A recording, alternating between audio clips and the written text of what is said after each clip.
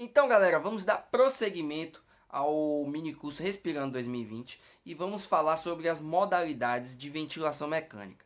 Esse é o assunto mais importante durante todo esse degrauzinho que a gente subiu nessa escadinha aí do conhecimento da ventilação mecânica. É o assunto que, creio eu, todo mundo quer saber, né? Se você procurou ventilação mecânica, certamente você está querendo entender isso aqui. E para a gente ter chegado até aqui, a gente precisou ver essas outras aulas anteriores aí. Tudo isso que eu falei de ventilação mecânica até agora foi para que chegasse agora e ficasse mais fácil o entendimento.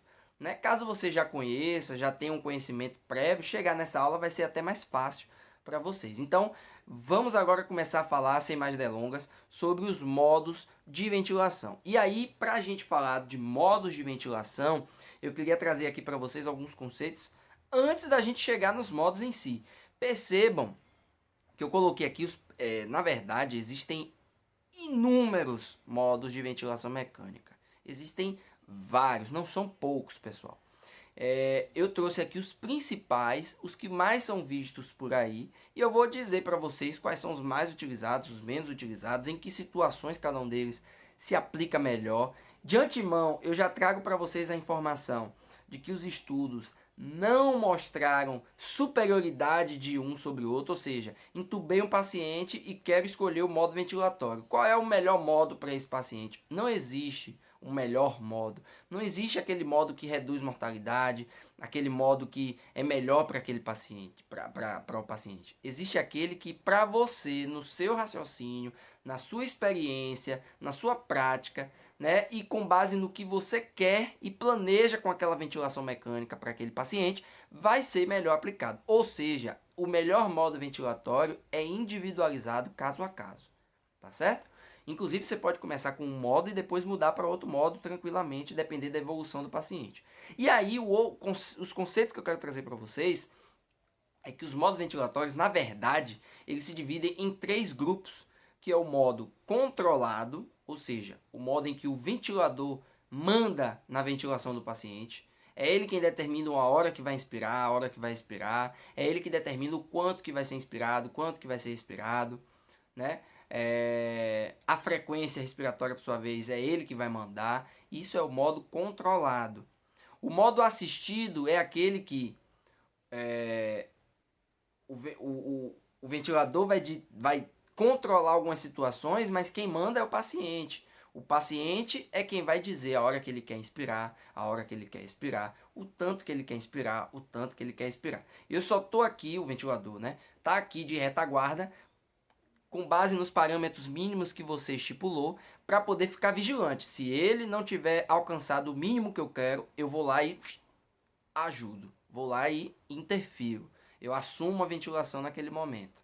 Né? Então esse é o modo assistido. E o modo espontâneo é que o ventilador não faz nada, ele só faz jogar o ar para o paciente. É ele quem comanda de fato e ele também só monitora, óbvio, para ver se o paciente não vai precisar do auxílio dele. Mas quem está mandando em tudo é o paciente. Então, eu coloquei nessa ordem e eu coloquei também os modos ventilatórios que a gente vai falar aqui. Nesta ordem não é por acaso, é de propósito, porque a tendência, e o que eu estou querendo dizer aqui não é que é a verdade absoluta, a tendência é que estes modos sigam essa proporção. O modo volume controlado e pressão controlada, óbvio, o nome está dizendo, é controlado. Mas o volume, ele controla muito mais a ventilação do paciente do que a pressão, a modalidade, né, que eu estou dizendo. E dentro dos modos de pressão, você tem várias outras modalidades que cada vez mais tendem a ser espontâneas. São modalidades assistidas que alguns livros até classificam como espontâneo. E por fim, a pressão de suporte, que tende a ser uma ventilação espontânea também. Né? Então, o primeiro modo de todos é o modo volume controlado. O modo volume controlado é aquele em que você determina o volume que vai ser estipulado para o paciente, ou seja, o volume corrente. O volume corrente é determinado pelo ventilador e por causa disso o fluxo ele é constante durante a inspiração, ou seja, o fluxo ele é determinado também pelos parâmetros que você estipular. E o volume corrente vai ser alcançado com base no volume, no fluxo que você estipulou. Tantos litros por minuto é o fluxo. E aí, um determinado tempo que você determina através da frequência respiratória, você determina, por exemplo, a janela de tempo, o tempo do ciclo. Se você determina também a relação inspiração-expiração, você determina o tempo em que você quer que determinado fluxo seja feito nas vias aéreas. Então, se eu quero um fluxo de 2 litros por minuto, vamos botar aqui 3 litros por minuto, ou seja, cada segundo, se você dividir 3 litros por 60 minutos, vai dar o quê? 1 sobre 20. 1 sobre 20, 1 vinteavos, né? De segundo. É o tempo da inspiração. É o tempo em que você vai manter aquele fluxo ali que você estipulou. Ou seja, tantos litros, 1 vinteavos de litro em 1 segundo. Então, isso você ajusta, né, com base na frequência expiratória que você determina, o fluxo que você determina, que vai determinar o volume corrente daquele paciente, né? E aí, por você determinar o volume e o fluxo, você não tem controle sobre a pressão. A pressão de pico e a pressão de platô são variáveis e vai depender do sistema respiratório do paciente. E aí entra o benefício, talvez o principal, né? Benefício, quer dizer, um dos principais benefícios do modo volume controlado. Por não determinar a pressão, você consegue ter para si os parâmetros daquele pulmão que você está ventilando. Então você vai alcançar uma pressão de pico determinada e vai ter ao fim da inspiração uma pressão de platô. Essa pressão de platô, ela fica, principalmente se você fizer uma pausa inspiratória, ela fica num valor determinado que vai aparecer para você e com ela você determina a pressão elástica do sistema, ou seja, se tem uma elasticidade boa ou uma elasticidade ruim.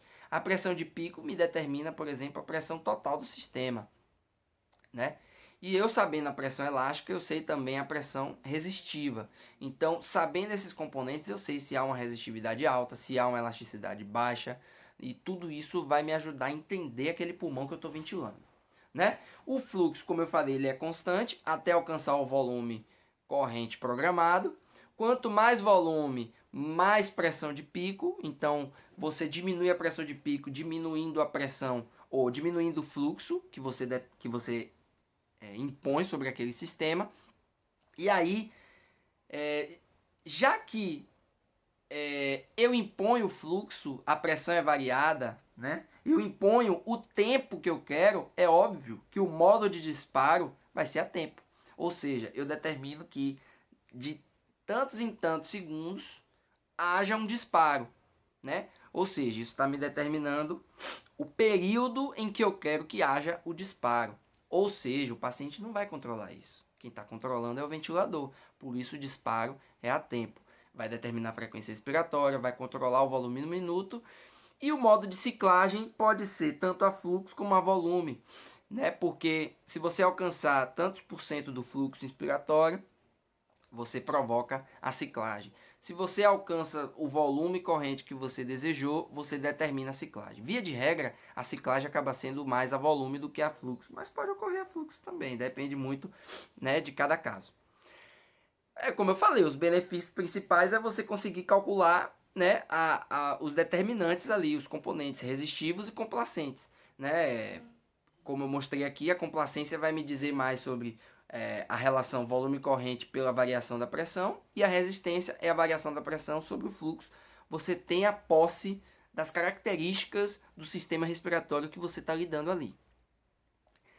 As desvantagens, e aí, como eu estou dizendo que o ventilador ele assume muito mais do que o paciente, é uma desvantagem nítida. O paciente não está intervindo em nada naquele ciclo respiratório, o que quer dizer que cada vez menos o paciente controla. Os músculos respiratórios, se eles não estão sendo utilizados, é óbvio que eles vão entrar em processo de atrofia, né? Essa atrofia que eles entraram é ruim, porque ele demora mais tempo para sair da ventilação mecânica, tá certo? Então significa que ela é cada vez menos controlada pelo paciente e aí você precisa fazer exercícios cada vez mais para poder recrutar essa musculatura atrofiada para que quando você estube ele consiga ventilar adequadamente. É o principal, talvez, desvantagem, além da hiperinsuflação, já que você não controla a pressão, os parâmetros são muito mais rígidos, né? Você precisa ter um amplo controle em cima desses parâmetros, né? Ao contrário da modalidade controlada a pressão, que agora você vai determinar apenas a pressão. A pressão ela é constante. Aí agora, meu amigo, a pressão de pico é igual à pressão de platô, que é igual à pressão expiratória que você estipulou. Claro que você vai estipular a PIP, que é a pressão mínima, mas a pressão máxima ela é constante durante todo o ciclo inspiratório. E por causa disso, o fluxo vai variar. Se a pressão ela chega rapidinho na pressão máxima, o fluxo vai diminuir rapidamente. Se ela demora mais, o fluxo ele tende a ser prolongado ali durante a inspiração. E aí é óbvio que se eu estou dizendo que ele demora mais ou menos tempo para poder alcançar a pressão, o tempo inspiratório ele é variável. Você não tem controle sobre o tempo inspiratório. Quem determina o tempo inspiratório é o pulmão do paciente. Você pode até tentar controlar com outros ajustes, mas você não impõe o tempo inspiratório. Você apenas tenta colocar numa faixa que você queira, né? E aí o disparo, ele pode ser tanto a tempo, como a fluxo, como a pressão, vai depender do que você coloque. Via de regra, o disparo, ele acaba sendo a tempo, quando você quer determinar uma frequência respiratória. Se você deixar a frequência respiratória na mão do paciente, o disparo, ele pode ser a pressão ou a fluxo. Geralmente ele é a pressão. Quando o paciente faz o esforço inspiratório, a pressão cai. Nesse momento ele cai para um limiar que você coloca como mínimo para que ele reconheça como inspiração, tentativa de inspiração, e dê o disparo. E aí você coloca modo de disparo à pressão. A fluxo, se ele perceber que há um fluxo contrário ao fluxo respiratório, ele vai determinar também o disparo, porque disparo a fluxo e a pressão é o paciente que quer. Disparo a tempo é o ventilador que vai impor. Então aí depende se é uma modalidade assistida ou uma modalidade controlada. Já a ciclagem pode ser a tempo se você alcançar o tempo inspiratório que você quer, e aí ele determina a ciclagem, ou se você quer controlar a pressão, ou seja, ele vai alcançar uma pressão máxima, não pode passar dali. Se ele alcançar a pressão máxima, é a ciclagem, para evitar que ultrapasse esses valores. Então, você bota a ciclagem à pressão. Então percebam que vai depender muito se você quer um modo mais controlado ou um modo mais assistido. Isso vai determinar o disparo e a ciclagem. Para você estipular a PIP e a FiO2, vai depender do pulmão que você está lidando. Principalmente, essa tabela é mais utilizada em pacientes com SARA ou com alguma alteração no parênquima pulmonar. Se você quer aumentar a FiO2, você tem que aumentar a PIP proporcional a ela. Ou vice-versa. Se eu quero reduzir a PIP ou a FiO2, eu tenho que reduzir o outro proporcional a ele. E aí existe essa tabela que vocês podem, não precisam decorar essa tabela. Vocês podem pegar no celular de vocês e analisar esse recurso. Eles podem ser úteis e podem lhe ajudar, né, na hora que vocês quiserem analisar os parâmetros, né, corrigir uma FiO2, aumentar o paciente, você acha que está mal oxigenado, você quer dar mais FiO2, para isso você tem que aumentar um pouco a PIP, ou você quer diminuir a PIP, você tem que diminuir proporcional a FiO2. Então tudo isso você vai controlando de acordo com a sua demanda e de acordo com a demanda do paciente, né? Ainda no modo pressão controlado, a pressão inspiratória vai determinar o volume corrente. Quanto maior a pressão inspiratória, maior é o volume corrente. Por você não controlar o volume corrente, você pode fazer um volutrauma. Então você tem que estipular um limite para ela, né? O fluxo, como eu falei, ele é livre, depende muito das características do paciente. E o que vai determinar a frequência respiratória é o tempo inspiratório que você ajusta. Se você ajustar e controlar o tempo inspiratório, você determina a frequência respiratória. Claro, considerando a relação IE também, que você tem que controlar, ajustar. Se você não controla o tempo expiratório, não controla a relação IE, você não controla a frequência respiratória. Ou você impõe o tempo expiratório e impõe a janela, a relação, ou você só impõe a relação e deixa que o paciente assuma.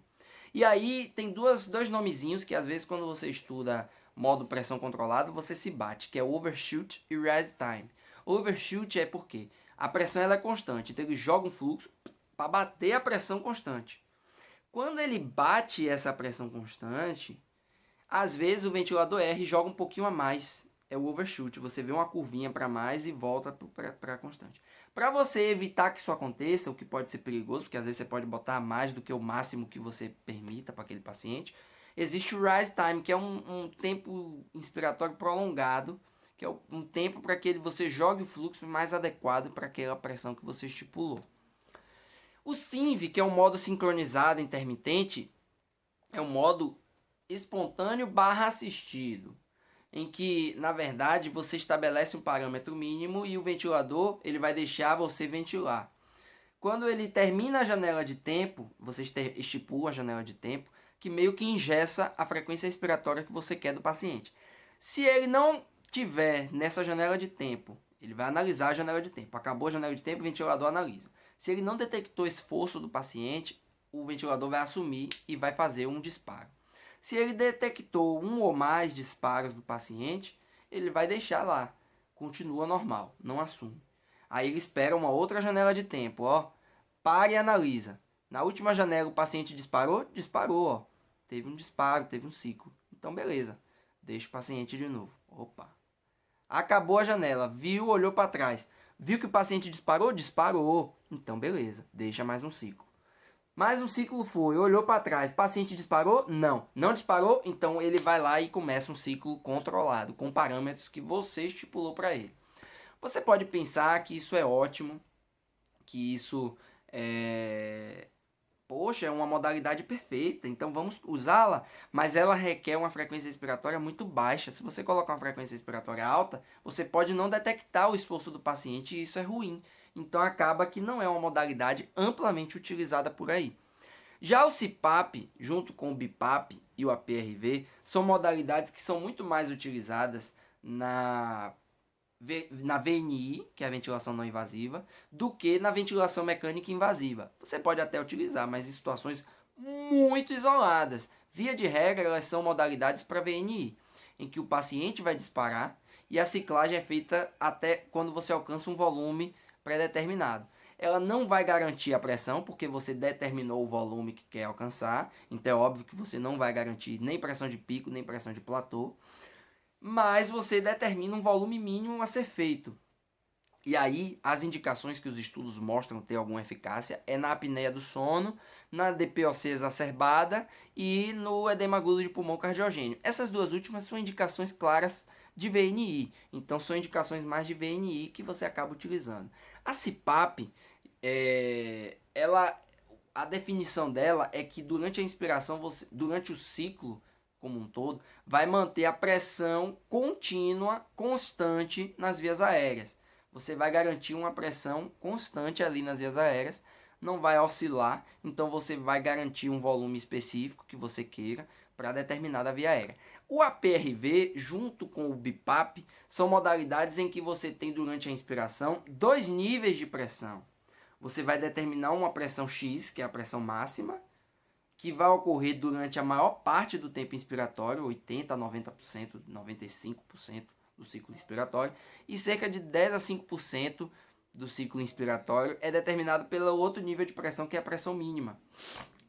É óbvio que tanto o CPAP como o BIPAP e a PRV são modos controlados à pressão, só que agora na PRV a ciclagem é feita a tempo, porque você tem o tempo de pressão máxima e o tempo de pressão mínima. Alcançou o tempo inspiratório, que é a soma dos dois, você faz a ciclagem. E aí você tem os dois níveis de pressão.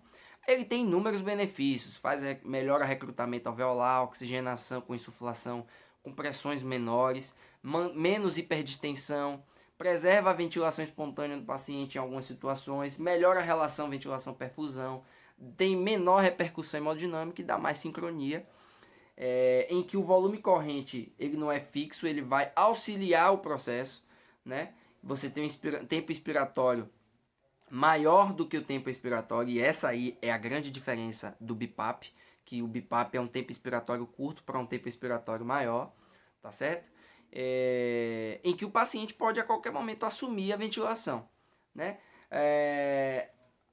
Ainda requer mais estudos para consolidar o APRV como uma modalidade eficaz, uma modalidade boa de fato, né? Carece ainda de mais estudos, mas algumas modalidades de VNI podem ser utilizadas no APRV, em que a grande diferença para o BIPAP, como eu falei, é que a relação IE do BIPAP é de 1 para 1 até 1 para 4, enquanto que o APRV é de 1,5 para 1, de 2 para 1, enfim, a inspiração é muito maior do que a expiração no EPRV e o BIPAP, a expiração é maior do que a inspiração. A indicação do BIPAP também a apneia do sono, moderada a grave, doenças neuromusculares ou cardiopatias, principalmente na VNI, certo? De resto, o BIPAP e o APRV se parecem muito. Também carece alguns estudos, mas eles podem ser utilizados na VNI. E o PSV, por fim, é aquela modalidade de pressão de suporte que, na verdade, permite que o paciente ventile sozinho. Ele só está ali para dar o suporte quando ele vê que, opa, o volume corrente foi muito baixo, menos do que o que eu acho que foi programado. Eu vou lá e injeto uma pressão para poder dar aquele suportezinho. A pressão foi muito baixa nas vias aéreas, eu vou injetar uma pressãozinha a mais. Poxa, o fluxo foi muito aquém do que deveria, vou lá e injeto mais fluxo. Então, é uma é uma modalidade que está ali apenas para dar o suportezinho que o paciente precisa, mas não é uma modalidade impositiva. É o paciente quem vai determinar a ventilação. Porém, é óbvio, você vai estabelecer parâmetros de segurança, seja mínimos, seja máximos, para que haja uma ventilação eficaz para aquele paciente, tá certo? E aí o tempo inspiratório e expiratório é o paciente que manda, o momento que vai haver o disparo e a ciclagem é o paciente que manda, porém você vai determinar um volume mínimo para ele, uma pressão mínima, né? Uma pressão limítrofe, melhor dizendo, máxima, que o paciente possa fazer de segurança. Óbvio, o disparo, como eu falei lá atrás, os modos de pressão assistido barra espontâneos, o disparo ele é a fluxo ou a pressão, detecta uma variação de fluxo ou de pressão no sistema, né? E aí é o limiar para desencadear o disparo. A pressão de suporte é apenas o diferencial dessa modalidade, que na verdade é a pressão que você determina que faça para que dê o suporte, para que dê o volume corrente apropriado para ele. E aí, isso aí vai depender do esforço do paciente, do percentual da ciclagem que você quer, né, com base no fluxo, percentual do fluxo para fazer a ciclagem, e também da mecânica respiratória do paciente. A ciclagem, como eu falei, ela é feita a fluxo. Quando alcançar um percentual, ou seja, ele sobe para o pico de fluxo e depois cai. Quando ele alcança entre 25% a 40%, depende de quanto você queira, ele faz a ciclagem. Isso aí é você quem vai determinar. Doenças restritivas, geralmente você coloca percentuais menores que 25% e obstrutivas maiores que 40%. E aí o tempo inspiratório, obviamente, com base nisso, vai variar. Tá certo, galera? Então, eu espero que vocês tenham entendido de maneira resumida o que é que significa cada uma das modalidades ventilatórias, as suas indicações. É muito importante vocês entenderem essas modalidades, porque vocês vão entender com que pulmão vocês estão lidando, qual é o pulmão daquele paciente que vocês estão lidando. Tá certo? Então agora a gente está pronto para poder entender mais sobre a sincronia entre o paciente e o ventilador, que é fundamental também para vocês reconhecerem quando o ventilador não está funcionando adequadamente, ou seja, tem alguma coisa errada ali, eu preciso ver o que é que está de errado, se é o do ventilador, se é do paciente ou se é da interface. Tudo isso é importante para você corrigir, porque a sincronia aumenta a mortalidade, aumenta o período em que o paciente fica com a ventilação mecânica, então é uma coisa ruim, tá certo? Então vocês precisam reconhecer. Sabendo dos modos, vamos agora para a sincronia entre paciente e ventilador.